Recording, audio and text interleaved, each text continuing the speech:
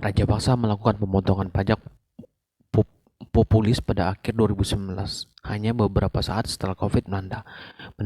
Penerbangan internasional pun dihentikan dan isolasi kepada negara Sri Lanka pun turut memperburuk ekonomi. Bahkan pekerja luar negeri Sri Lanka tidak bisa mengirim uang karena banyak yang kehilangan pekerjaan. Ini membuat penurunan devisa Sri Lanka pun harus berujung mengelola hutang luar negerinya yang sebagian besar berasal dari Cina untuk mendanai proyek-proyek infrastruktur yang ambisius. Meskipun diberikan kredit dari India, Sri Lanka sendiri tidak mampu membayar impor bahan bakar dan makanan penting secara teratur. Diperburuk dengan poros Raja Paksa melarang pupuk kimia yang memicu protes petani yang mengalami kerusakan pada teh dan kekurangnya hasil panen. Ekonomi senilai 81 miliar dolar berada di bawah tekanan berat. Dengan invasi Rusia ke Ukraina menaikkan harga minyak global, pertumbuhan Sri Lanka lambat dan inflasi berada pada level tertinggi dalam beberapa tahun. Sejak saat itu, pihak berwenang menaikkan suku bunga, mendevaluasi mata uang lokal, membatasi impor yang tidak penting, tetapi dengan cadangan devisa 2 miliar dolar yang sedikit dan pembayaran utang 7 miliar dolar yang jatuh tempo tahun ini. Memulihkan kesehatan ekonomi negara itu tetap merupakan perjuangan berat.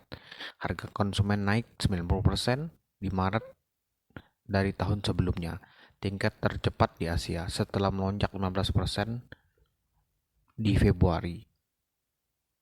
Raja Paksa yang biasanya bereaksi dengan mengeluarkan surat kabar luar biasa larut malam menyatakan keadaan darurat, memberlakukan jam malam akhir pekan hingga 3 April. Pemerintah juga membatasi akses ke platform media sosial termasuk YouTube, WhatsApp, dan Facebook selama sekitar 13 jam. Sebuah langkah yang dikatakan diperlukan untuk menjaga ketertiban masyarakat. Para kritikus mengatakan hal itu untuk mencegah protes menyebar. Demonstrasi berlanjut meskipun jam malam ketika orang-orang Sri Lanka terus meneriakkan harus pulang yang menjadi tren hashtag di Twitter. Raja Paksa yang memegang kekuasaan eksekutif berdasarkan amandemen konstitusi 2020 telah menghubungi pihak oposisi dengan tawaran untuk bekerja sama menyelesaikan krisis. Para pemimpin oposisi malah berbicara tentang mengadakan pemilihan baru dan membatalkan amandemen. Negara di ujung selatan India ini telah berujung dengan konflik sejak memperoleh kemerdekaan dari Inggris pada tahun 1948.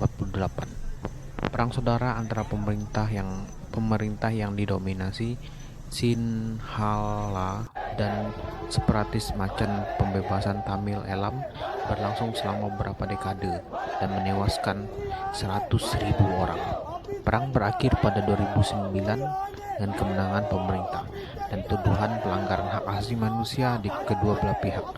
Ada jeda dalam kekerasan sampai serangan bom bunuh diri Minggu Pasca 2019 yang menewaskan lebih dari 200 orang dan pemerintah menyalahkan kelompok Islam yang kurang dikenal. Raja Paksa mantan perwira militer yang dipandang banyak pemilih sebagai pahlawan perang saudara, terpilih sebagai presiden beberapa bulan kemudian. Sri Lanka juga telah menjadi medan pertempuran di mana China dan India bersaing untuk mendapat pengaruh. Raja Paksa dan anggota keluarganya di pemerintahan telah memindahkan negara itu lebih dekat ke Beijing. Namun dengan jatuh tempo yang semakin dekat, pembayaran bunga membuat kebijakan tetap waspada. Sri Lanka telah menjangkau India untuk bantuan ekonomi.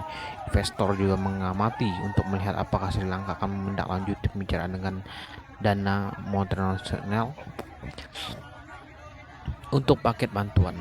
Pemerintah Raja Paksa memiliki keenganan yang mendalam untuk meminta bantuan IMF karena dapat melibatkan langkah-langkah penghematan yang tidak populer. Sekian.